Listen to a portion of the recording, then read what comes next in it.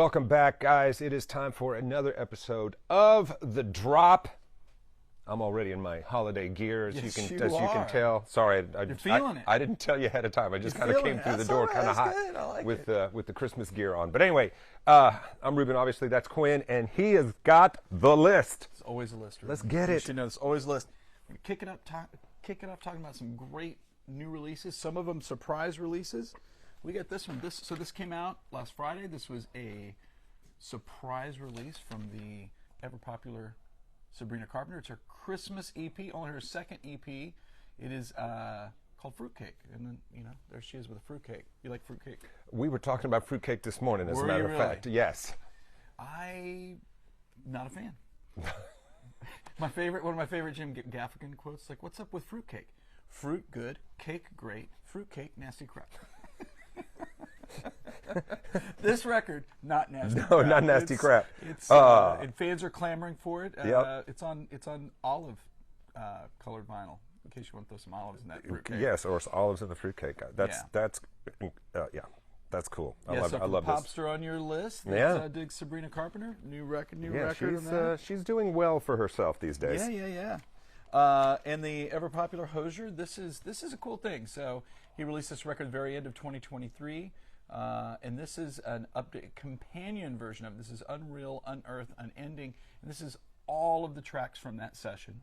And you can buy a 2LP or a 3LP edition that has the original LP on it. But obviously a bestseller. He really, one of the most important modern folk guys, really connects with people. And you have some guests. You have Alison Russell Bedouin, and who else is on here? There. Who was I going to say? Oh, Brady Carlisle, of course. Yeah.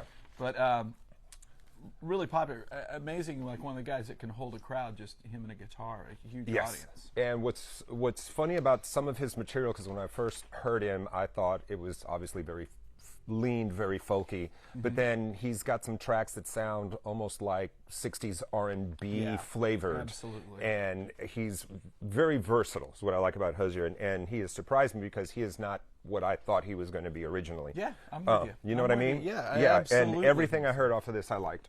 Yeah, so there you go. So super fans pick that up. Come on.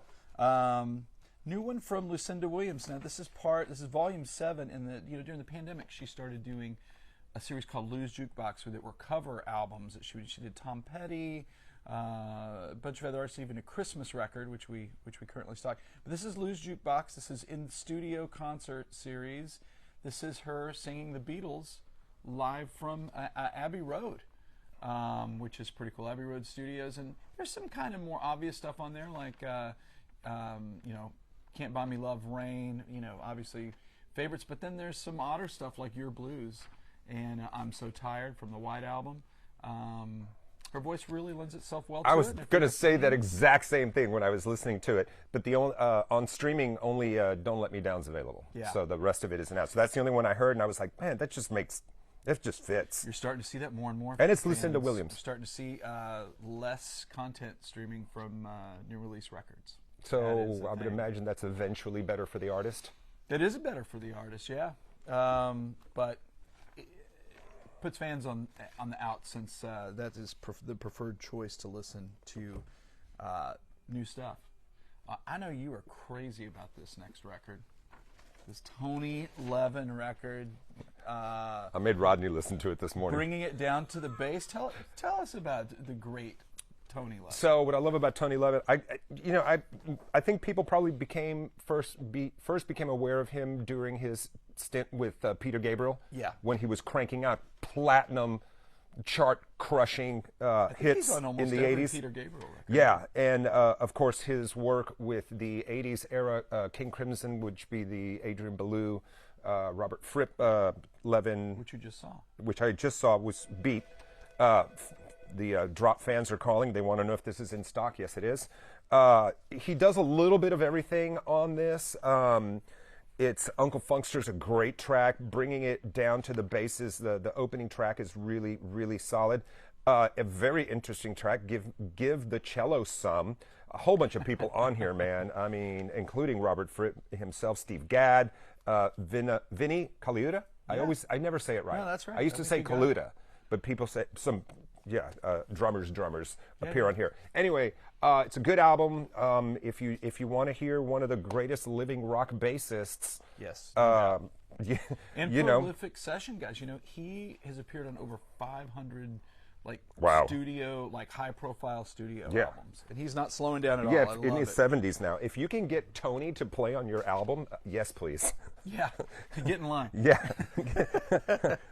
I love that. Brand new one from Black Pumas. It always seems like they're cranking out something. This is a live record from the Brooklyn Paramount. Looks cool. You know, Austin modern soul act that really kind of took the world by storm. I think the key to their success is licensing songs for anything and everything. If there's a commercial, there's a TV show. Yep. Music is in films. But they are really terrific. This is, they call it the Electric Church Experience, what they do. And yeah, it's on a limited edition colored vinyl. Brooklyn Brownstone. They didn't get into playing music to be broke. No. So and I think they were going to take time off. They said, we're not going to, and the label or management's like, there's a lot of money on the table. You guys get back out there and get to work. Yeah. But they're cool. We have, hopefully they'll come back through Houston at some point. I don't remember them coming through for the last record, so they are overdue. Cool. Black Pumas. Let's talk about Houston. Let's talk about Megan Thee Stallion. Kind of self-titled record, Megan. This is somewhat safe for drop. We'll just you know, so Megan Thee Stallion, I mean, really at this point, she is beyond musician, right? Beyond recording artist. Yeah. She's celebrity, you know, top. I think we're having a moment. Well, if we here. were on live television, that might have been a situation. The phone would really be ringing now. But I think it's. I mean, it's artful. It's It not. is artful. It's not. It is, and I think I've seen crazier album covers. Yes. Check it out, Rod. Rod's like, let me take a. What do you think? Should we go down? I don't want to end up in HR. It's on the line. Yeah, I'm going to put it in the bin, and you talk about it. So, how many albums now for? It seems like we have mentioned Megan many a time 5, on the. 6, Yeah, maybe? Yeah. she is. So this dropped digitally in June. Physical goods are finally out, CD and LP. I guess you know she's really paying homage to her Houston hip hop heritage. Reunited. Good for her. Yes. UGK is on the record, which is a big deal. Love and, elevating those guys. So it's cool. But you're right. She's now in that next tier. Absolutely, and I think you can tell from listening to the record because it's a little bit of everything that she does on one record. Is trying to please all people all the time. Wildly talented. Fine. It's cool. Yeah. From absolutely, love it. I'm going to talk about a record that I love. I love this guy. This is Silver Patron Saints. This is a tribute album. This is the songs of Jesse Malin. You may not know him. Really well known in New York. Folk singer, really a big inspiration that came out of the punk scene in Brooklyn and New York, and he was really a huge influence on Ryan Adams. He was in a band called Degeneration. It was a big band. I remember that band. Yeah, they were cool, and he's cool, very kind of Springsteen inspired. But so he had a emergency health crisis, which left him. I never heard of this. He had like a spinal column stroke. So he was paralyzed and couldn't work, and all these great people came out of the woodwork to cover his record, to help cover his rehabilitation. That's a crazy list of people, right? So 2 CD set featuring Bruce Springsteen, Bleachers, Lucinda Williams, and Elvis Costello together, I guess, Billy Joe Armstrong, Dinosaur Jr., and others. Man. Yeah, and there was a tribute concert a couple of weeks ago. Ian Hunter in New York, and but he's rehabilitating, but you know it's not known whether he's going to be performing again. Butch Walker, Susanna Hoffs, good Lord, everybody's on here. He's one of those guys we use that term musician. I got you. I guess so. Musicians love this guy, man, and I do too. I'm glad that I got to check that out because I don't know anything about him. All right. My elfin friend. Is it Christmas? Is it a Christmas album? Sure. Let's do this. Just feature a couple so you don't get Christmas record too much. Right. We don't want too much. Let's kick it off. This is Ben Folds' Slayer. Great title for a Christmas record. There he is walking his dog on the frosty streets. We sell autographed copies here at Cactus. You can get an autograph. I just saw his show last night. at Jones Hall. It was fantastic. A little bit of Christmas music, and then he did this kooky thing at the end. The second set, people write the songs they want to hear on paper planes, and hundreds of paper planes are flung at the stage. Fantastic. And then he wanders around and picks up a random paper plane and will sit down and play that song for whoever requests Now, it. these are songs from his catalog, or Yes. just like, hey, Yep. play Sympathy for the Devil? Oh, he did Like a cover. He did Tiny Dancer. Oh, Somebody well, wanna he hear probably knows He Tiny knows Dancer. that. Yeah. He's played with yeah, Elton yeah, a yeah. bunch. But Super Show, this is a really fun, That's cool. unorthodox Christmas record. Half songs you know, half songs you don't know. The song "Me and Maurice," it's about him and his dog, is super cool. Really fun record. And he was on Kelly Clarkson yesterday. Yeah, I saw him performing the single. on the tube, Yeah. on the televisions. Okay, this is probably the biggest Christmas record of this year. Jennifer Hudson, the wonderful Jennifer Hudson's first Christmas record. This is "The Gift of Love." I mean, I don't know what else to say about her. She's, Emmy, Grammy, Oscar, Tony-winning singer. She's just fantastic. Really lends herself well. This is more of a traditional. She's Christmas an album? EGOT. She is an EGOT. Is she really? Yeah, she is. Wow, I remember the Oscar. And I think she won Tony for Dreamgirls, maybe. Yeah. But more of a traditional Christmas record with her doing the songs you know and love. It's gold star great. And it's on exclusive red vinyl. Oh, just perfect for the Christmas holidays. Perfect for All right, you. now we got some little records. Bring them And this to is me. modern youngster jazz sensation Lave. This is she did a I have a her. 7-inch. Yeah, I've heard her, but I have not heard this. Yeah, so you got two songs on each 7-inch. She could have probably done an EP. Who knows? Maybe it'll end up being a Christmas record at some point. But this is kind of a surprise release too. You get 2 7-inch singles from her, doing "Christmas Dreaming," "Winter Wonderland," "The Christmas Waltz," and "Love to Keep Me Warm." Nice. She is These are really cool looking. a phenomenon. If you are not aware of her, watch the Tiny Desk concert. You will become a fan. Did I see that? I don't know. In her early 20s, and sings like Sarah Vaughan or Dinah Washington or something. It is really, I think really. I have seen it. She's a remarkable. I think I have artist. seen it. You need better security in this building, dude. I'm just going to tell you right now. Anybody rolls through the door. Swarm, Hey, are you going to be here for a minute? I swarm. got to talk to you. Okay. All right. All right. Oh, Huh? Bun! Oh, hey! What's up, dude? Come over here. We literally said UGK a minute ago. yeah, we were talking about the Megan record. What's up, What is man? up? we doing, How are guys? you, bud? Great to see you, buddy. So we're trying to incorporate, real quick, we're trying to incorporate our neighbors into what we're doing for our 12 Days of Tromas. Yeah. So we came over to buy every piece of UGK and Bumby vinyl that you I got. love it. So we can make that a raffle Let's item do it. for Well, a fan. this is our web show. Oh, wonderful. Yeah. Okay, so great. So, Trill Burgers, once again, is getting ready to celebrate our 12 Days of Trillmas. We're happy to partner with our friend Ruben and the digital version of Fox 26 to get the word out. And we're happy to partner with our friends here at Cactus Music to create an amazing Trillmas experience for you guys. So, 12 Days of Trillmas, we're going to be raffling off really cool things every day. And one of them that we're going to do is for our hip-hop and Bun B fans, because a big proportion of people that come to Trill love Burger it. come based off of my musical reputation. Can and we come? legacy. Can we come to Trillburg? You guys are always welcome. All right, good. You guys are always welcome. Because this show makes me hungry. And the burger's good for you. The burger's delicious. Your money's no good. The burger's delicious, bro. They are awesome, brother. No, and by the way, if you bring in a free toy for the first 12 days of Trillmas, well, it's only 12 days. If you bring in a free toy, you get a free burger. So I we love give it. away a free baby I burger. love you it. not do I love that? it. I love it. But Hey, for the Bun B UGK fans, we're going to buy every piece of UGK and Bun B vinyl in here. love I'm going to sign it. Are there any coloring books left? Oh yeah, we got it. So we're going to sign a couple Our of coloring best I love books. selling it. book of all time. I love it. So Wait. we're going to put it all in a nice, sweet pack for you. You come in, buy something, enter the raffle, and love you get it. the amazing Bun B UGK Cactus Music perfect. collaboration pack. for But Christmas. before you leave, Yes. you got to tell everybody, watch the drop on the Fox Local app. Yo, this is Trill OG, Bun B Rep UGK for life, letting you know you got to tune in to the drop, baby. Fox 26 Local. Let's go. Thank you, brother. Thank you, guys. Thank you. Merry Trillmas, Houston. Merry Stick Trillmas. around, I'll round up all those records for you in just a No, minute. we're getting them. We're doing it now. You're on the clock. We're on the clock. Yeah, yeah, There's yeah. Somebody see us at Cactus Music. You got it, There's man. a bunch under there. We good. We're love good. it. Yeah, we good. We're on time. Thank you, brother. We good. All right. What are we up to?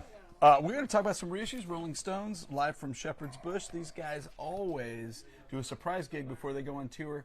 And this was it? June 1999, they played a show at Shepherd's Bush Empire, which is under 2,000 people in that venue. And so this show, available for the first time, recorded. They play a bunch of fan favorites, not the obvious stuff. And it is super cool. Sounds great. And really one for the fans. Our buddy Glenn Davis is going to be digging on that. Glenn is probably on his way over here the moment he sees this. Another reissue, Bullet for My Valentine, the Welsh, really like one of the biggest hard rock, metal. This was the debut, right? This is a yeah, debut this is album, the Poison. 20 years ago. It really carved a path for a lot of other bands Absolutely. of that era to follow. Heavy as hell. If you're a fan, you're a fan. And the expanded CD includes a live show from Brixton of the era, so you want to hear that. That is great. I love it. Love it, love it, love it. What do you got there? This is a big record for us. Back in '99, this 25-year anniversary of Kelly Willis's Good Lord.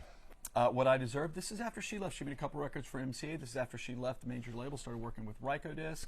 And this record really connected with fans, especially in Texas, and we did so well with it. We love Kelly. She's been in the store many times, and maybe you've seen her perform an in-store in the Cactus stage. My favorite track on here, she does the Nick Drake song, Time Has Told Me. And now you get 4 previously unissued bonus tracks from Mountain Stage. Yeah, love it. Love it. Love it. Yeah. That's a good one. And That's a good one. Can we talk about some Please. RSD Essentials? Please. The great Mavis Staples. This is her first solo album. Is available again. And, she's obviously one of the greatest female soul singers. This is a very modest debut. Like, I really like it's very likable, but it's not like a kick the door down kind of thing. I only think it's very likable, lovely record, great cover.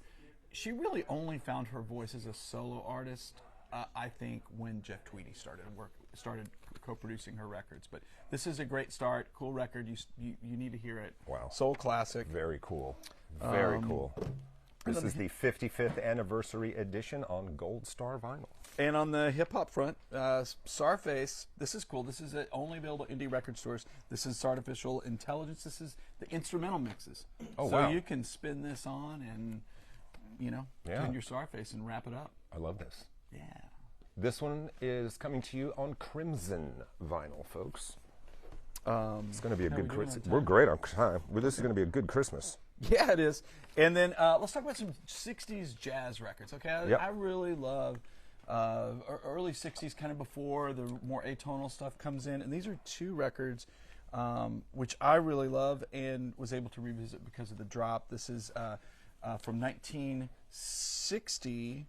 This is Ben Webster meets Oscar Peterson. Wow. Obviously, Ben Webster, one of the great tenor saxophonists, and one of his favorite collaborators was Oscar Peterson.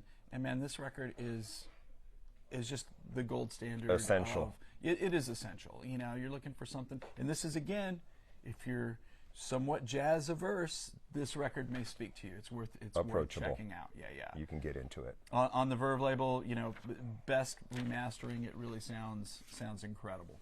So Says here, in some ways, Ben Webster is the Frank Sinatra of tenor saxophone. Oh, wow. I mean, that sounds about right to me. That sounds good. What you got? And let's talk about one of my favorite pianists. This is Duke Pearson. Great Blue Note. He's on tons of records by other people, but this is a unique record. This is from '64, and it's him with the sextet. And what I like about it is there's alto sax, flute, trumpet, and tenor sax, and there's a real melodic. Duke Pearson has a unique piano style. It's really jamming, but those guys, a lot of playing, a lot of melody, a lot of counter melody kind of stuff going on, but it never gets to be too much. It really pushes it. It's really. And I love the album title. Yeah. Wahoo! Wahoo! You've got Donald Byrd on trumpet, James Spalding alto sax and flute, Joe Henderson tenor sax, Duke Pearson piano, Bob Cranshaw bass, and Mickey Roker drums. Wow. You want to talk some vinyl vault? Yeah, let's do the vinyl vault. You ready? So I was thinking about this today when I was bringing over my vinyl vault. Where'd I put it? It's not always on vinyl, kids. It might even be a cassette one day. Anyway, this is point number 1 from Chevelle in 1999. If you're not familiar with the band, you probably are. Because I think they've appeared. I think they've been in like some soundtrack and and different. We've heard their music in other places. Anyway, and I believe it was 3 brothers originally. Peter Loeffler being the main songwriter, guitarist, front of the band. But other members have moved in and out. It's no longer that.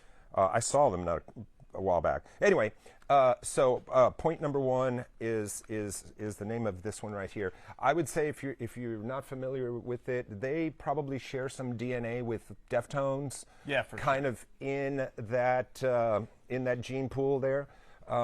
It's heavy. It's kind of low tuning.